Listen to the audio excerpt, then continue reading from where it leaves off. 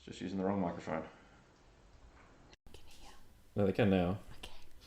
See, Hey bouncing up everyone, and down. how There we you go. going? It's all always fun. There we go. Yeah, it's working. Great. I'll flick it back over so we can see any comments that come through. There we go. Okay. Hello from someone. Katie and Monkey. Still no glasses, and it doesn't help me anyway. No, I guess not. Hey everyone, we missed, was it last week or the week? No, the week before's live. So We're here now. we're here now. Lovely to not see you. It was a, Sort of. well, we had walk halls coming up and then, That wasn't why, but that's just. no. So walk halls we had last weekend. Yep, we had 60 players start and 56 finish after a couple of drops at the end of day one for various reasons. It's probably actually the most people we've had drop. Yeah, like it's, I mean, 6 would have been 10%. So what's that? Like 8%? 7%? Something like that? I don't know. I can't do the maths on top of my head. 3 would have been 5%. How many people did we have drop? 4. Yeah, about 6%. 6.5%, something like Yeah. that. Yeah, so we did have a couple drop. And we actually had about 66 registered the day before the event. And then chasing people up. Some people have forgotten that was happening and hadn't submitted lists and Or was still in there from when it was a from the previous previous date. Yeah. So it took a little bit of mucking around, but we got everyone sorted. Yeah. So someone said it was a great tournament over the weekend. That's Luke, no. Ah. So yeah, Lovely to see you again, Luke. it was actually really good. It feels like it was a big gap between tournaments because the one before that for us was Linebreaker. So, Well, we did have a break, didn't we? well, I'm trying to remember what happened because we had Linebreaker in the very start of April. And then it was meant to be 4 weeks and then it ended up being nearly 7 because we had to change this one. So it just feels like a big gap, that's all. Yeah. But not much of a gap till the next event. No, we've only got like 3 weeks or something. Oh my goodness. 4 weeks, something like that. If you haven't already, the Players Pack for Crusades up and live. If we get out to if we get too close and we still haven't got the numbers to it, then we'll postpone it and try again later in the year. And we'll obviously refund any credit any tickets available. Although I have seen a lot of people getting quite into the idea of I've already sold the first charity ticket. Yay! And That makes me very excited. I've got people already planning for Armidale the day after, which is kind of cool. So Also makes me very excited. there's going to be some big, like one of the guys I was talking to, he was saying, oh, I can do this demon summoning, I could do this, I could do that, but you know what? I just want to pull out my Titans. Yeah. Plural. So I don't know what he's planning, but... Also, did I mention that at the charity event, we've got bolt action happening? Oh, no, you didn't. Thanks for telling me. Yeah. Dueling Aces, day 1. Okay. Fair enough then. Yeah. So- So we'll have the room that we had over the weekend just gone. We'll have for 40k, and then bolt action in the other section. The green room. The carpeted room. Yeah. Yeah. Because according to people who play it, bolt action is an old man's game, so we can trust them on the carpet. Oh, really? I don't believe so. We could put them down that back corridor, so they're still on wood. Tuck them away out of everyone. Or maybe out in the foyer on the tiles. So it feels like a safer option. Or we just get a Roomba to run around the room all day while they're in there. Well, I did think about that, but I'm not sure how it's going to go with all the dice that it's constantly be sucking up. That is true. Now, speaking of that, sort of, but not really, have things that were left over from the event. We had some weird things in the we lost did. and found. There's still a handful of dice, so if you're missing any specific, and they are very specific ones, so if you're missing anything from a set, let us know. The biggest one, though... The heel of a shoe. No, that went in the bin. That definitely went in the bin. Everyone who was there for the awards, I actually wonder whether it was off one of the tables, to be fair, but No, it was definitely a looked heel like of a shoe. Yeah. Yeah. The weirdest one, though, was the backpack, because we still haven't had that claimed. And it is a brand new... It's a very specific black backpack, so if you did get a brand new one, it's got a couple of receipts in it, but unfortunately the receipts don't have a name attached to them. No. So if you got a brand new backpack and you left it at Walk Halls, hit us up and let us know so we can get it back to you.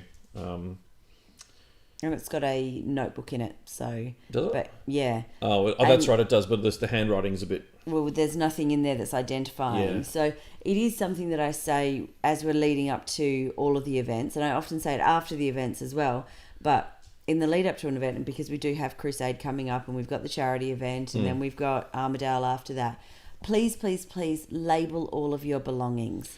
Even rule books and stuff. Like we had definitely. 2 people on day 2 come in and say, hey, have you got a GT rule book? And the first guy who came in and said it, I went, I've got one sat here, handed it to him, off he wandered, and then 10 seconds later someone went, got a GT rule book? And I went, oh. And then when we checked, it was actually with someone else, so it was fine. But at the same time, I know that there's a couple of our regulars who have lost at least one of those just by one leaving. Guy's bought 2 extras. Yeah, because just by of leaving that. it with his opponent, or just it goes walkabout. Yeah, so I do, like I joke about, imagine that you're in kindy or pre-primary and you're going to swimming lessons. You don't don't need to label your underwear. No, I do say that often. You're right. You don't need to label your underwear, but pretty much everything else. So we quite often have jackets left behind. We often have water bottles left behind, rule books, notebooks, pens. Often they're mine to start with, to be fair. And yeah, this time we've got a bag as well. Just about everything, like bags and clothing. There's a tag on it somewhere. Permanent marker on that tag. Or even like if you probably can't label your dice. No. But a lot of people go out of their way to pick specific colours and styles of those. And if you're like me, you know how many you've got. So. And often we can pick those ones as well because we know, there's only so many. There was an Eye of Horus dice that turned up and someone said, oh, that's Mitch's. And I went, are you sure? And they went, no, he's definitely got them here today. And lo and behold, he did. Yeah. It was just one shot by that point. No. And they were the Forge World ones, so you can't, it's not like they're a really common one to have kicking around. Yeah. So, yeah, it's... And it's like somebody had got some 3D printed arrows. That was they were full? Yeah, so you put a dice in them for tracking wounds and stuff. So... You pointed the arrow at the character and you put the dice in and it was 6 wounds, 5 wounds, 4 wounds, and so on. Right. But that's something you can easily write your name on. On the arrows? Yes. Well, they got collected at the end of the day. Well, they did.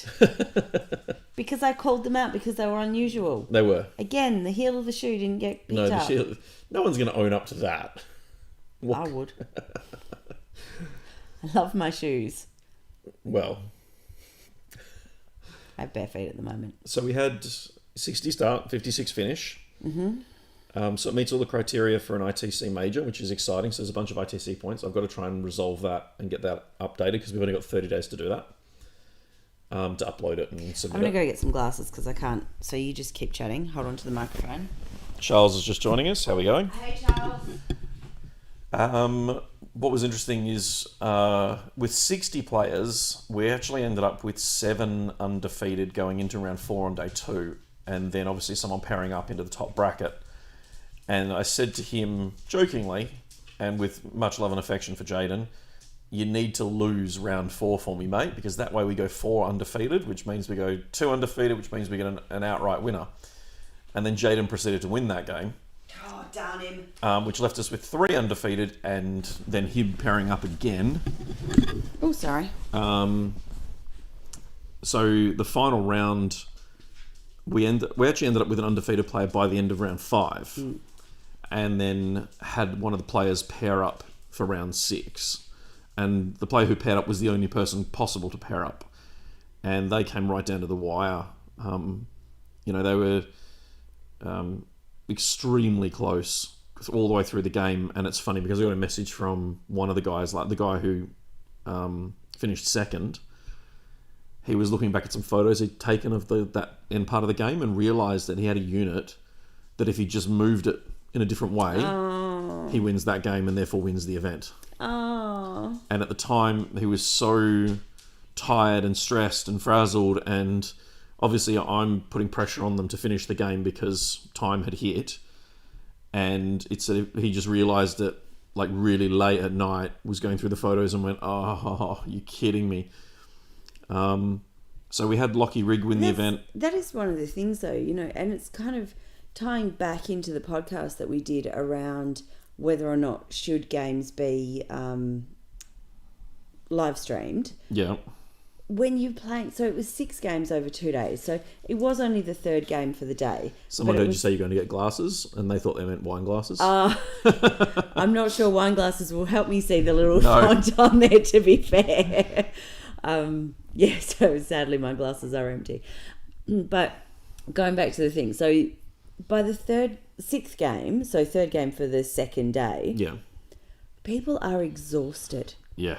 So, when we talk about streaming the final, people make, I wanted to say stupid mistakes. I don't mean stupid mistakes, but people make mistakes that perhaps they wouldn't be making if it was the first game for the day, or if it was a one-off game. But by game 6 over 2 days, they're shattered. Yep, and I've done 9 game 3-day events, and the was the ETC 4 days? I forget. I think it was 4 days. I thought it was only 3. Oh no, the singles adds an extra day, which we didn't play, so it was 3 days we did. But yeah, it definitely meant by the end of that day, and I was talking to the eventual winner, Lockie, and he was saying, like, I'm pleased I won, but that was one of my sloppiest games for the whole weekend because, after 6 games he was exhausted. So, and he'd been unwell. Yeah, he's gluten intolerant. Okay, no, that unwell was enough. Okay.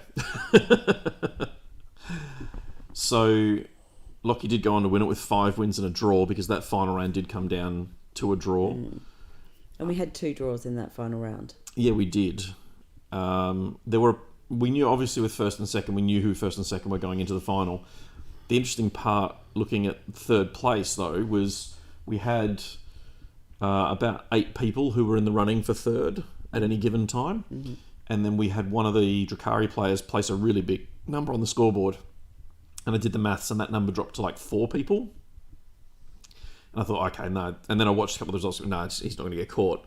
And then he got pipped at the last hurdle by 1 point by his teammate playing Space Marines. So we had a Custodes winner, Drukhari second, and then Space Marines third. I think they're Dark Angels specifically is what Shane runs them as. I think they were Dark Angels. He did start using them as White Scars at one point, but I think he played Dark Angels on the weekend. So yeah, it was certainly interesting to watch. I mean, Lockie, I'm going to say poor Lockie at this point. I'll give him sympathy for this. There were 5 Drukhari players in the room. He played 4 of them over those 6 games. Game 1 and then games 4, 5 and 6. And the only one he didn't play, the reason he didn't play, Dan Norrish, was Dan got knocked out by one of the other Drukhari players. So,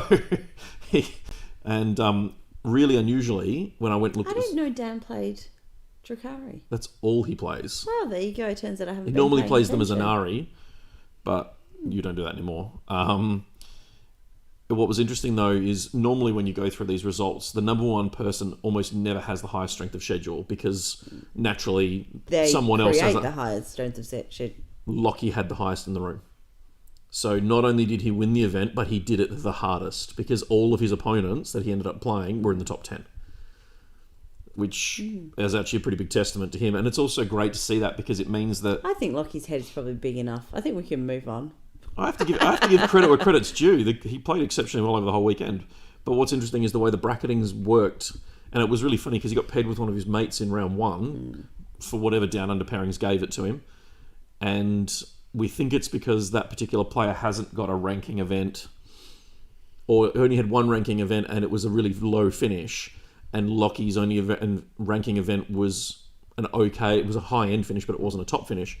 So when the pairings bracketed everything for round 1, it just happened to pair them off. Yeah. And they'd played that mirror like 2 days earlier. So we didn't change any of the pairings. So it was paired by down under pairings. Yep. But we changed the table numbers in the interest of transparency. We did change the table numbers. So and I think there was a post about that possibly on the Obsec Gamers. There was, yeah. So Michael from Joondalup brought his granddad along to watch, and which was absolutely fantastic to see him back at an event. He hasn't been to an event. I think it was 2018 show was the last time I saw him. It was 2018 for sure. I don't know which event though. It was 2018 the last time he came to an event, but we wanted to make sure that he could have space to sit down and that space to sit down wasn't going to impact anybody else being able to move around tables. So we did adjust the table numbers, but we didn't adjust the pairings at all.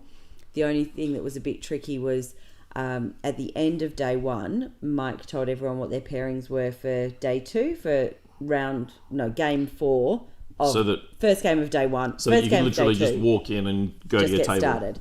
Yeah. That didn't happen because we had players we had a off couple overnight. of people who got sick overnight, or somebody had a family issue and that kind of thing. So that's why we ended up dropping some.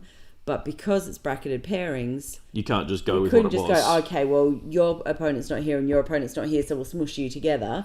We had to repair it. So it only impacted a percentage of the field, but we did have to kind of go, okay, no one go to your tables. We just have to sort this out. It basically and get affected started whichever brackets they were in, and if those brackets had uneven numbers, then obviously, depending on whether it paired up or paired down, Yeah. it affected the adjoining brackets as well. And I think it was, in the end, 4 of the brackets out of the 6 that we had at the time. So, and it was basically the middle of the field. Yeah. So, it just meant we had a 10-minute delay at the start of the day while I had to unpair everyone, drop players, and then repair everyone. Yeah. John says, I've heard a rumour I just started playing Dark Space Elves are cheaters. I heard a rumour I just started that Dark Space Elves are cheaters. Charles says, endurance is part of GT training. Most I've done is 6 games, 2 days, and then a drive home. Yeah, I did LVO, which was 9 games over 3 days, but that was at least staying at the venue, although you're in Vegas, so you don't just Not go... much sleep, is there? Yeah, you don't just go back to your room. It was 1 or 2 a.m. each day. And then we obviously had the flights there and back, which travel time sucks. Jet lag is not fun either. No. Devo, I couldn't play last weekend. Broome is beautiful, though. I do agree with Charles. It's definitely part of the GT event. Yeah, look, it is definitely something that a lot of players are unprepared for. They go, playing games, it's fine. Finish day one and go, oh my God, there's another day. So... Yeah, and so I had a few people ask me when our son's going to start playing in events. I'm not sure if He's not up for 2 got days. the stamina to be able to play 3 games in a row. No. Oh, look, one day, as a one-day tournament, he'd probably get through it, but as a 2-day, it's a long day. Yeah. Long 2 days. Charles asked, does Down Under Pairings allow you to put a team name in and then avoid... Yeah, it's called the Blood Rule, which is something we do depending on the event. Yeah, so we didn't allow the blood rule for this event, but we do for things like First Blood and... Anything that's not... But saying that, often for First Blood, people want to do grudge matches. So... The tone of the event certainly impacts it. Like, we won't allow it for Masters or the Perth GT. We won't allow it for walk halls, and we won't allow it for, I suppose, any of the quote-unquote serious tournaments, because... You know, you're at that point in time, the ranking points mean something to certain people, and you don't want to give people an unfair advantage by avoiding something if the pairings we do that. We definitely try and do it for, when we're heading down to Albany. Oh, yeah. Because we don't want to drive for 4 hours. And then have 2 mates from Perth play each other round 1. Or worse, 2 mates out of the 6 that are down in Albany to be playing each other. I think you pretty much always have a couple of people who know each other from Perth have to play because you've only got 6 from Albany and 22 from Perth. But yeah, you don't want 2 mates who play each other every Sunday to be playing, and that did happen at walk halls. I think it was who was it that I was talking to? I don't know. We had a father and son play at walk halls. We did have a father, and they had driven up from Bunbury. Yeah, from Bunbury. That was round 5. 4 or 5? It was day 2. It was day 2. I think it was the first game. No, I don't. I think it round was. 4. I thought it was the second game. I could be wrong, but I thought it was the second game. I thought it was the first game of the day. Oh my goodness! I can see this person's face. Jordan Beresford. Oh. I think he played against all of his WACC teammates. It was funny. He came to me and said, "Why am I on this, by my maths? I should be on this table." On the last game on day 2, I said, yeah, man, there's a reason for that. It's exactly the same table layout. I've just moved you here. Oh, why is that? And I said, I explained. He went, oh, yeah, absolutely no worries. And then spent a whole bunch of time chatting to Kurgan's granddad and playing the game with Kurgan, and it was really great to see some of the regulars who remembered Kurgan's granddad as well coming and chatting to him. So yeah, had a good weekend. We must find out Kurgan's granddad's name rather than just calling him Kurgan, granddad. yeah, granddad. I did actually spend most of the weekend calling him granddad, and he didn't seem to mind. So definitely knackered after 2 days, says Luke, but 3 days, 9 games sounds amazing. Someone says Albany is a serious event, Masters 2.0. It is. And all these people who think that Albany is a fun event and to take fluffy armies, apparently you're wrong. It's a serious event, Masters so. 2.0. On the topic of the 3 games, 3 days, 9 games, the Uprising event, this is something I forgot to mention at the tournament, but I've then since worked through it and spoken to Lockie about it. The winner of War Calls actually got a free ticket to Uprising in January 2022 in Adelaide. So it's only the event it's ticket entry, not flights. So it's not flights or accommodation, it's just the ticket entry. Mm-hmm. So he got a ticket for that. We'll probably have one more of those later in the year, most likely at the GT at the end of the year to give away. And there's a Victorian event who also wants to give us a ticket to give away. Sweet. So now Flight Centre want to give us flights as well. Yeah, that'd be great. But we were talking about, there was an event that we'd planned for 2020. 2020? Yeah.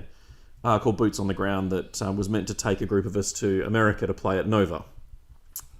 That's not happening anytime soon, but Uprising in Adelaide is relatively achievable and significantly cheaper. It's not the same. It's not the same as going to Washington or Vegas, no. It's really not. Or Chicago for Adepticon, I think is Chicago. Or for Emma's birthday. That is true, because it is Emma's birthday this year. Yes, well, it's my birthday every year.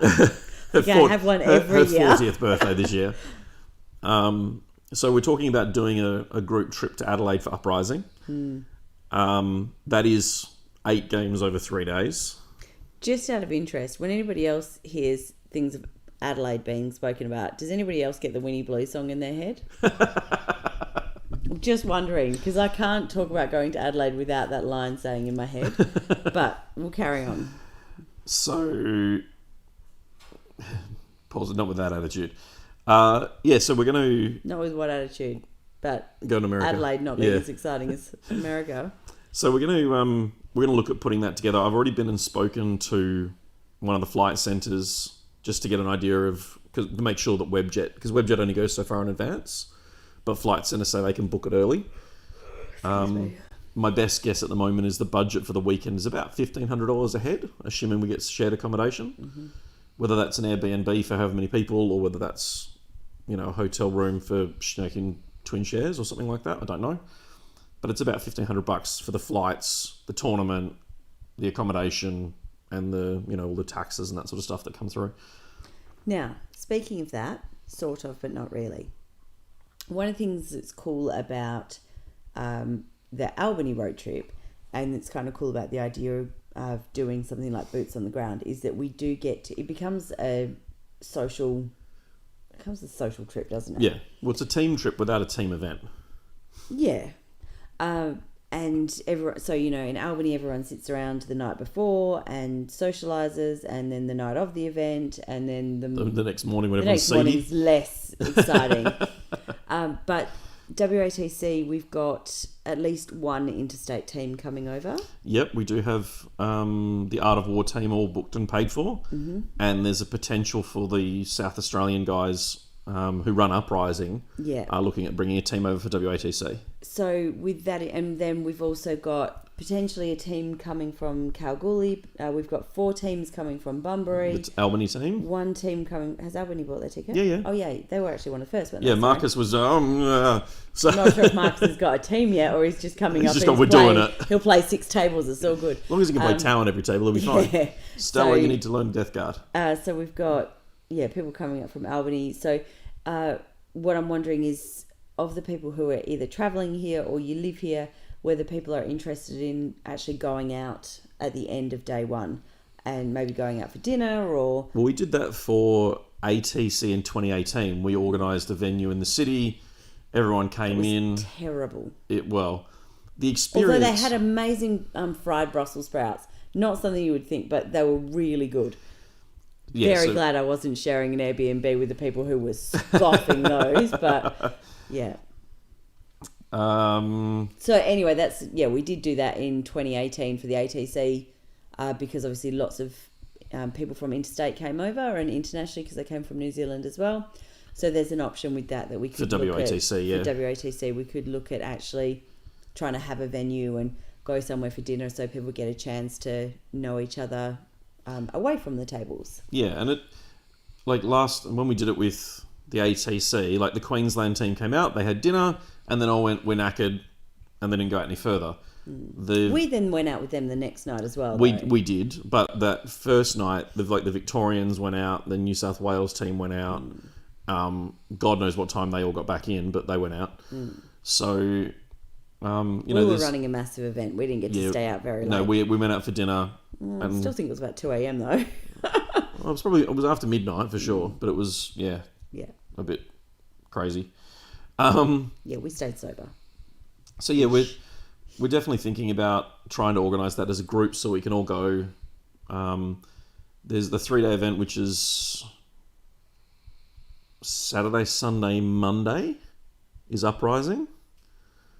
And then, depending on how it works out, they were talking about doing an invitational where Emma and I got invited to play an 8-player 3-game. Now, Emma's already smirking and going, it's not going to be her playing. It might be. I'll tell Josh yes then. I could surprise you all and take it out. Oh, yeah. We'd be divorced if you ever beat me. I'd be happy for you to place above me as long as we don't play. OBSEC would be no more, and we would be living in separate houses. You're going to need a coach. You're going to need more than a coach. You need a bloody Hey, miracle. how rude! A bloody miracle. You never know. I could be a natural. Yeah, okay. You're very rude to me. You can barely read what's on the screen, let alone a dice Can't read roll. what's on the screen at all. I can count pips. If I can see them. I'll just need really big dice. Yeah, really big dice. So there was talk of doing an invite event for... the way Josh described it to me was prominent personalities within the community. And it was kind of like an 8-player fun... like for streaming and for that sort of stuff to put people out there, which I thought was really cool. And then the 3 days of Uprising. So for me, playing that, it would be 11 games over 4 days.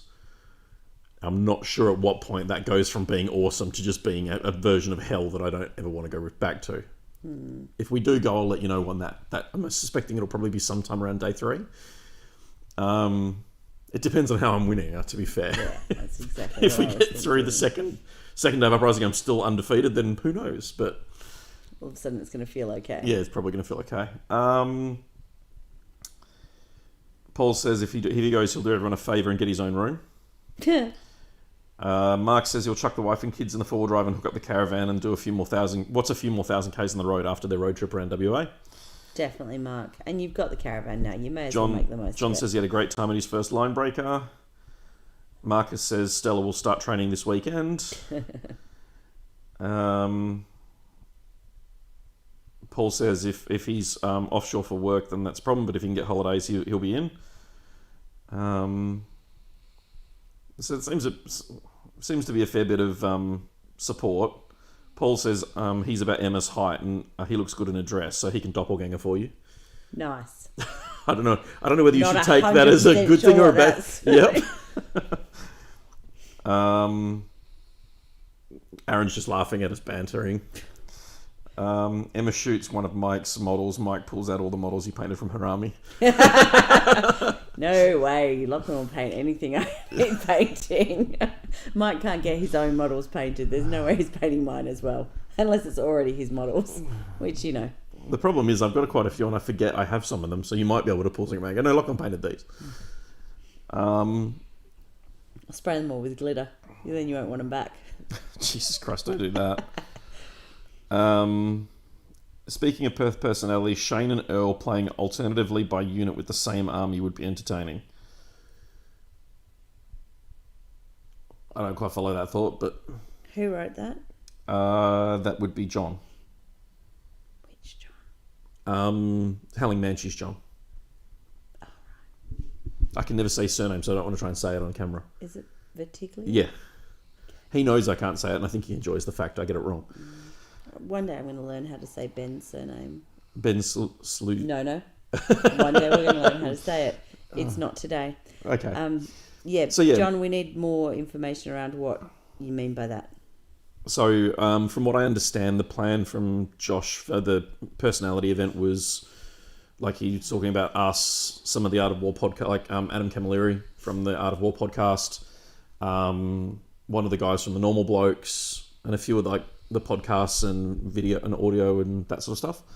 So, which I think could be a really cool little 3-game, 8-player event, and then do Uprising over 3 days. So we'd be, because the Invitational's on the Friday, so I would have to be there on the Thursday afternoon, and then do Friday, Saturday, Sunday, Monday, and then depending on flights, either fly back Monday night or fly back Tuesday morning. So we'd be there basically a week. What are you doing for those 4 days? I'm trying very hard to be well behaved. I was actually thinking about it going, like, I'm sure that you could entertain yourself Do you think? at the tournament, if you'd let me finish, for maybe half a day. It's unlikely. Well, you never know.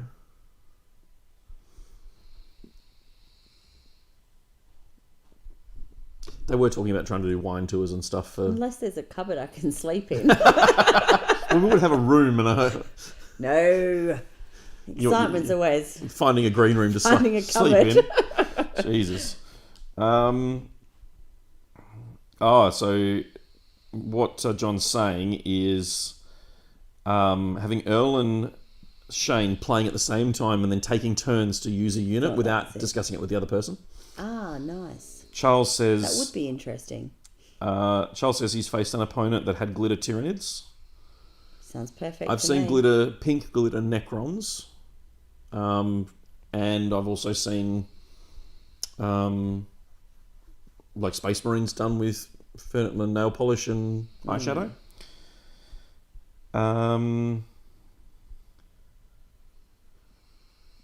Apparently John just wants to see Shane and Earl rage at each other over the decisions they make. Look, that could be entertaining. Luke Ney says, Michael, you get to compete at the next Toy Soldier Cartel tournament. Hopefully. It's in July. I believe it's the 3rd of July. Yeah, so it's the week before our charity events and things. Mm-hmm. If we can make it work, hopefully I can. Yeah. Emma's weekend commitments. It just gets tricky because I do so much work with weddings, and obviously a lot of people get married on the weekend. Funny how that happens. Yeah.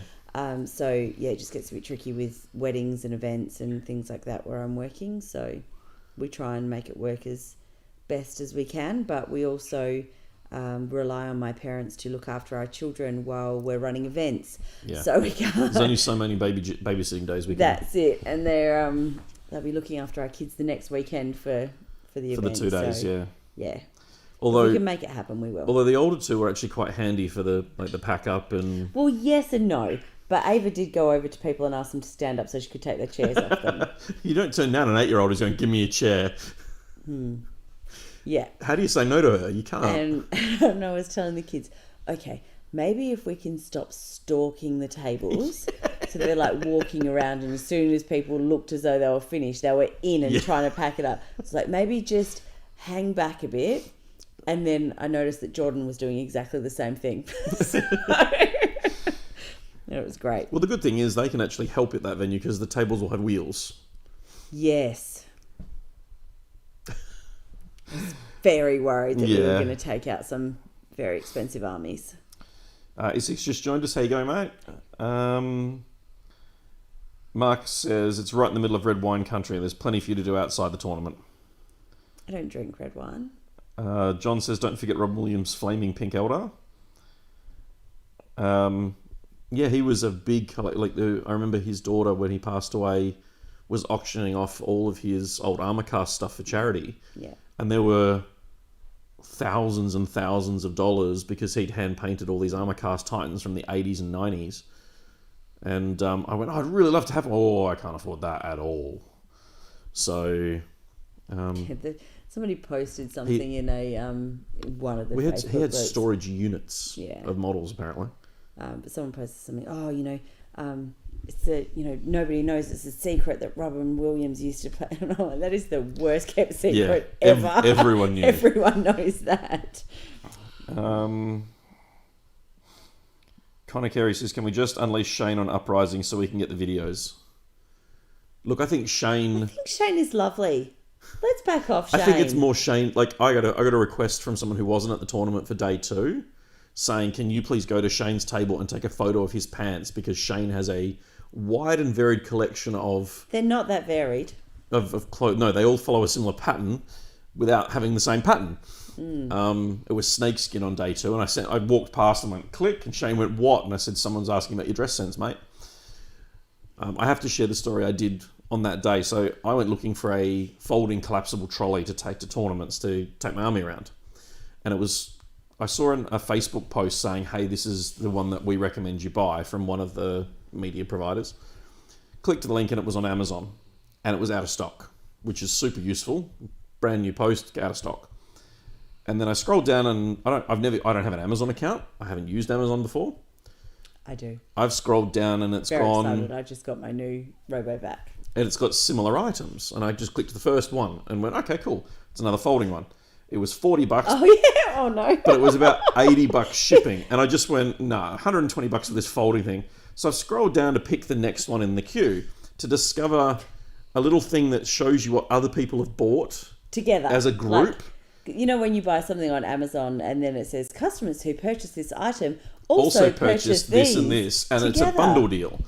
And so it was a folding 3-tier trolley, and then a fixed 3-tier trolley, and then a pack of 100 disposable women's G-strings. Yeah. That was the bundle. And I just looked at it and went, oh my God, what the hell were people... Like, what is that? And the first suggestion I got when I sent that photo to someone else was, put an OBSEC logo on it. Shane will wear it to a tournament. No. Okay. Have we got any other comments there? Oh, dear. Aaron says, you think Uprising will fizzle out if it continues to be run during the Australia Day weekend when CanCon is back online? At the moment... Is it run on Australia Day weekend? Yeah. At the moment, as far as I'm aware, there is no CanCon 40K. No. Because the organisers in 2019... or 20... Yes, 2019 have all... No. It didn't run in 2020, I don't think. I don't think it ran in 2020. I think we'd already hit the... We hadn't. Because it was Australia Day long weekend. We didn't hit it here until March. What? 2020. Yes, that's last year. Regardless, the last CanCon for 40K, the organisers went, we're done. We're not doing it. Yeah. So... And I feel as though that was 2019. I think 2020, it didn't happen, but I don't think it was because of COVID. Isaac says, Mike looks like he's aged 10 years. What did you do to him? Do you know what it is? He trimmed his beard. And it's weird, isn't it? I just need to shave my head now. Yeah, don't do that. CanCon 2020 didn't go ahead. So it was 2019. So the organisers for the last 40K event for CanCon basically pulled the trigger and said, no, we're done, we're out. There was one of the 6 organisers still saying that he would consider it if he had the support around it from other people to run the event. But as far as I know, the bidding process for CanCon 2022, as far as I'm aware, I haven't been made aware of a TO putting it forward for 40K. So what that looks like for CanCon, I have no idea. Now, Uprising had 90... It was 100 and... Yes, it was. I thought it was 96, but it wasn't. It was more than that. In 2021? Yeah, it was this year. So if CanCon doesn't go ahead with 40K, I would assume that Uprising will maintain that sort of those sort of Yeah, 80 to 100 numbers? It is tricky because did it get so many numbers because no events had run, and so people were prepared to travel because they hadn't had events for 8-9 months. So was that it? Also because CanCon wasn't on at all, then they weren't having to split their player base across AOS or any of the other games that play at CanCon. Isaac says, shave my head now. And John says, I was going to say it looked like I've lost a bit of weight. I have. Thank you for noticing. And Aaron says 150 odd players with no TO. That's a rest in peace. I think CanCon... What? As in the 40k event. There's 150 odd players who might want to go, but they have no TO. And I think that's going to be the hurdle is with the two of us and the resources we have and the support we have and the community that comes and helps and backs us as well, we do things like WATC with a similar number of players, and we get buy-in from the different clubs and the stores, and it's all supported so that everyone has a great weekend. And speaking to the former TOs, that doesn't really happen in that space because of the way the whole event is structured, which makes it very hard for someone to come in without having mass community, like, okay, all the players, like for every 2 players, we need one of you to bring a table type stuff. Because there's no room really on the East Coast, certainly not in New South Wales, that operates the way we do. So I know there are people in New South Wales trying to get to that point, but whether they're going to be there for January in 2022 is another matter entirely. And we've been giving information. We gave a bunch of information to Josh and the team at Uprising before they launched that event. I've been doing the same for New South Wales to try and support them. And who knows when and if that happens for them. Hopefully it does.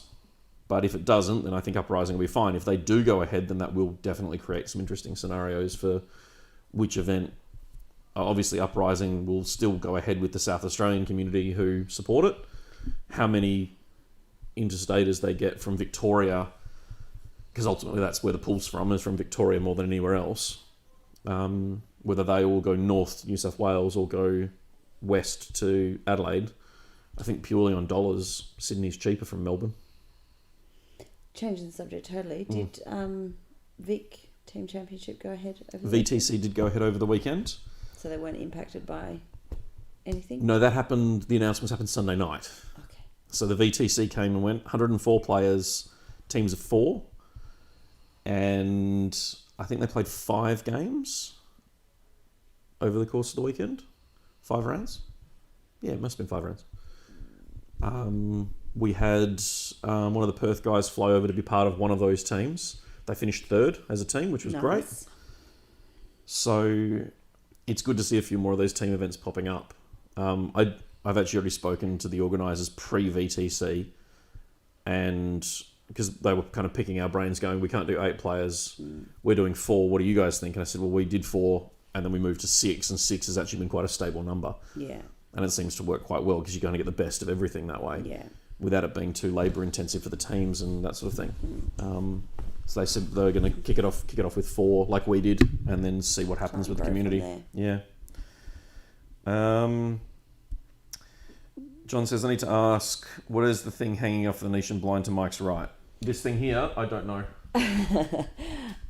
Don't pull it off. I can't move it. I don't know what it is. So we often do things. So that was, it's a paper butterfly that one of our children made and is stuck to the Venetian blind. There's a lot of that around our house with just random things that the kids like to do and activities we do with them. Yeah. So often we sit at the dining table and we've got a whole heap of hearts coming out of the back of our heads. So today we have a butterfly. Yep. This whole blind was actually filled with snowflakes. Oh, that was Christmas. Yes. Yeah. But then after that, the snowflakes have come down, and we had butterflies up, but there's only one left. So Connor says, keep Uprising, more space for AOS tables at CanCon. Look, AOS did sell out for CanCon in 2019 massively. They had over 200 players, and it sold quickly. Fast. Yeah. And it was funny because when I was talking to the 40k guys, they'd earmarked enough space for 128 players.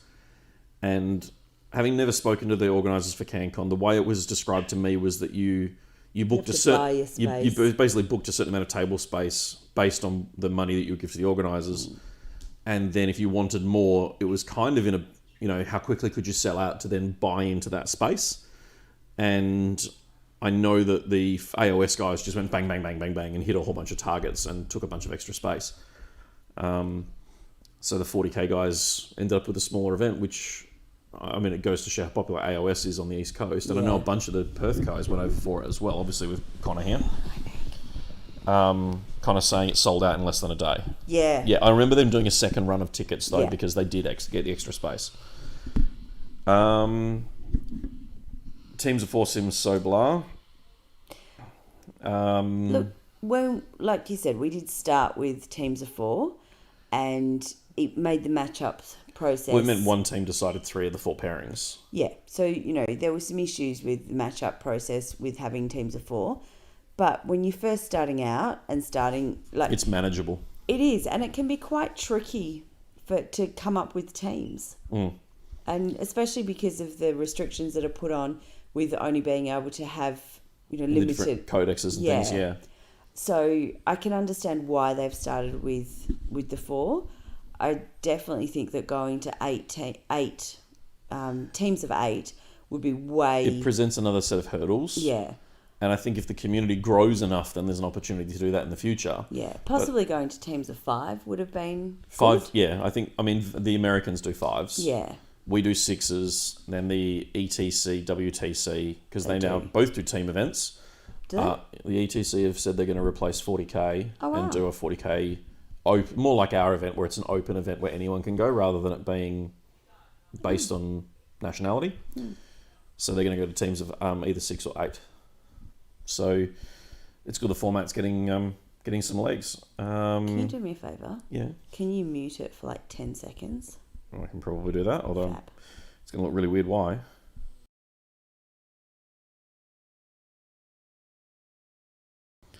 That's why she wanted to yell at the kids. Yeah. I was too lazy to get up and walk down the corridor. John says this is a pretty good reason. Stuff like that with your kids is very underrated.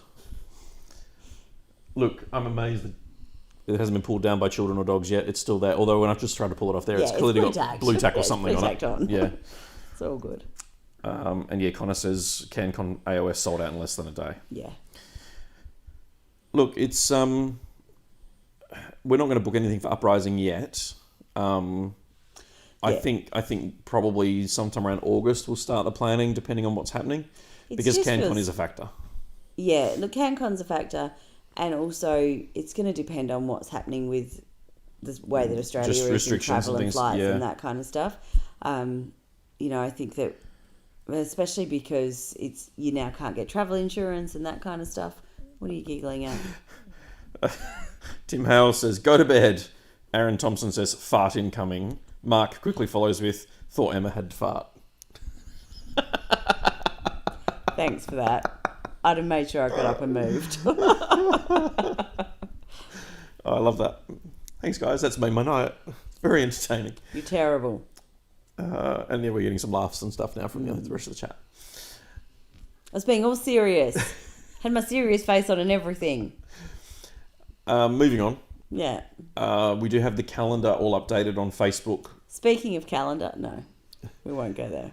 So all the events are now on Facebook, and I've been slowly updating the ticket links and everything to the events. I think I'm up to Winter Assault in August. I've got to upload that players pack hopefully in the next day or so because it's ready. Mm-hmm. Although I'm tempted to not publish it because we do have the GT 2021 book being pre-ordered this weekend. Of course we do. I haven't had an email saying we're getting a copy of it yet, and I'm kind of concerned as to whether I need to pre-order it on Saturday or whether they're going to send us one. So, yeah, I don't know what to do with that one. So I'm going to have to email them and say, hey, it's going to sound really rude, but... Yeah. Because hopefully we'll get a copy of that, and hopefully I can convince them to send it from Sydney rather than Nottingham. But yeah, that 2021, new missions, new secondaries, rework of a bunch of the old secondaries, which if you haven't checked it out, you can see it on Warhammer Community.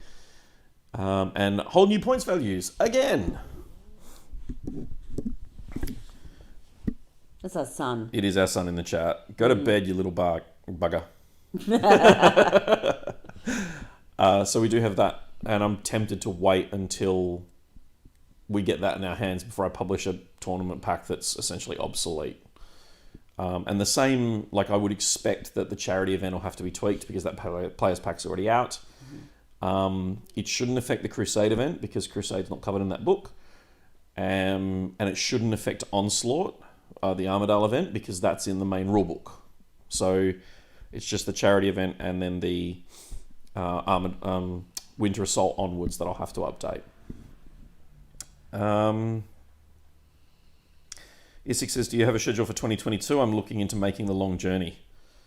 I will get back to you on that one. We've only just locked away the dates for 2021 because we're only allowed to book so far in advance.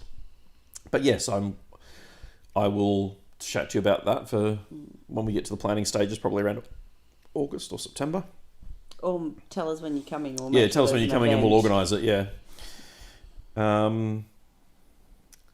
Paul Bennett says Raiders are now 69,420 points. There's been a whole bunch of leaks over the last 24 hours of people claiming that they've got the book.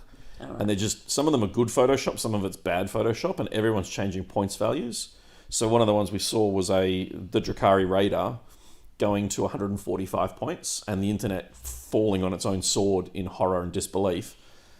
And then someone photoshopped it today and it was 69,000 or something points. And it was like, no, come on, guys. This looks genuine because it's a grainy photo and making it a dodgy Photoshop version of it's pretty straightforward. So, yeah, hopefully we'll get some new points very shortly. Oh, there's... Oh. Okay, our very old dog has just nosedived off the couch behind the camera by sliding over the big dog's head. Yeah, he's barely opened his eyes. Thoughts on points adjustments given the Admech and Drakari book are likely unchanged.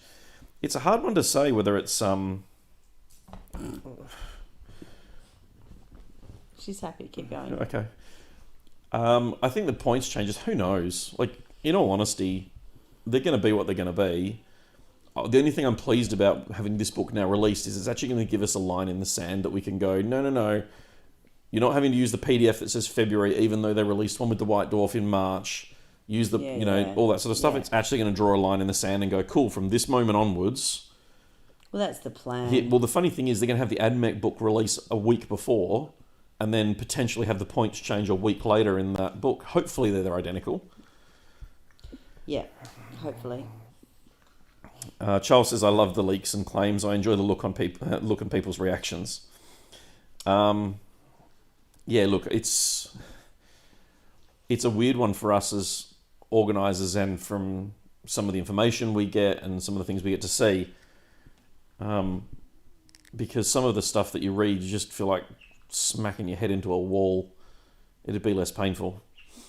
Some of the rules queries that we've seen in the organisers groups I'm a part of from the previews from the Admech book, and now obviously with people, someone's shared a full leaked PDF of it, which is a big no-no. I'd love to know where that came from. They've started going, here's this rules interaction, and if I read it this way, it means this. And someone did that in one of the groups today, and I went, you're reading that, like, you've made stuff up to read it the way you want to read it. Yeah, which happens. It does often. Happen. It's just one of those things that, as an organiser, you're left in a position where you're having to adjudicate on things you haven't even seen yet, because players want to be able to play it a certain way for their own practice games. And, the Mortal Wounds one, someone arguing that it says max of 6 mortal wounds, but that's per model, not per unit.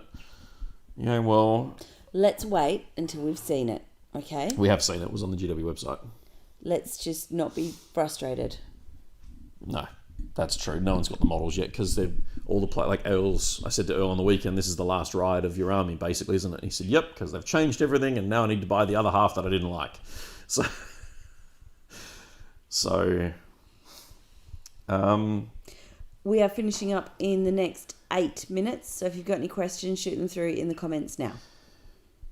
Looking forward to the new secondaries. The changes they've announced look really make me really excited. Yeah, they actually look really good. They've fixed scramblers. They've added. They've gotten rid of thin their ranks and replaced a no prisoners style kill point. Well, not kill points, but it's been tweaked so you actually score proper points. They need to fix the psychics and they need to fix engage as well. But if the fact they've changed scramblers is already a good thing. Aaron says if there's Drukhari Admech points changes in the book, that means that they knew those books were busted, or they're shit at proofreading and they've just put them wrong in that book again, and we'll get an FAQ to fix them again. That's a possibility. Hopefully not, though. And someone said to me, "Oh, they'll definitely be updating the Drukhari," and I said, given how long they must be in front for printing, because I think most of the books are back in China now, because there was a moment there where they were being printed in Nottingham.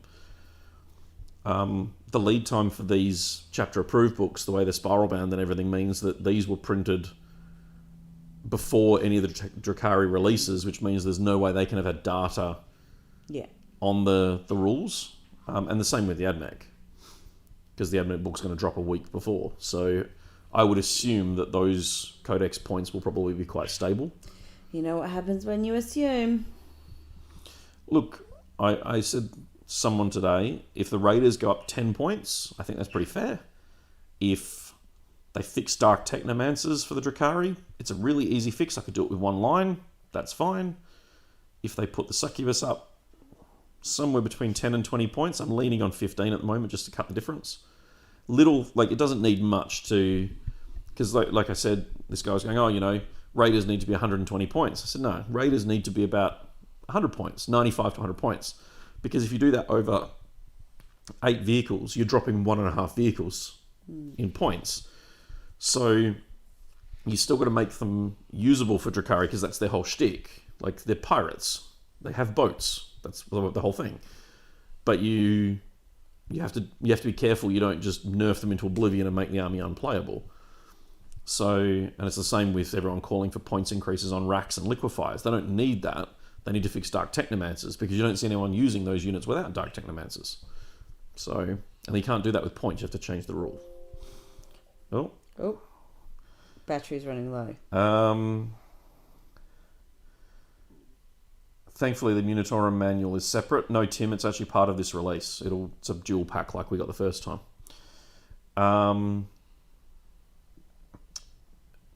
Charles says, considering print lead times, I'd be very surprised if we have any major updates for those. No, I agree. Give real psychic secondaries, please. Yeah, absolutely. They need to fix those more than anything else. I like Engage as it is. What do you think needs changing on it?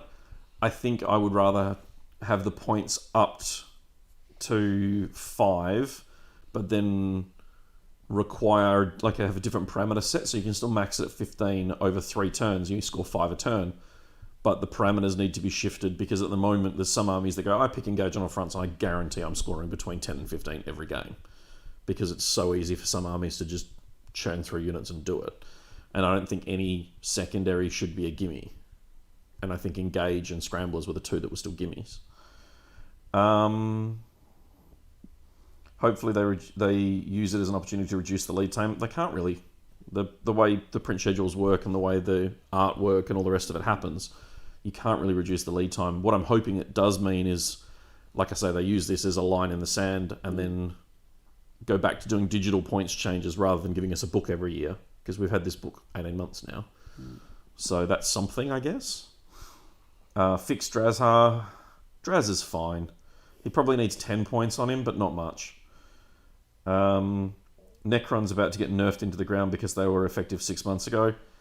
Look, maybe. And Tim then goes on to say Eradicators, Blade Guard, and Plasma Scepters. Look, maybe.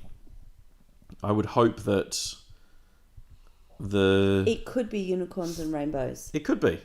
To be fair, if anything, I think Necrons probably needed points. Like, the Locust Destroyers are massively overpriced.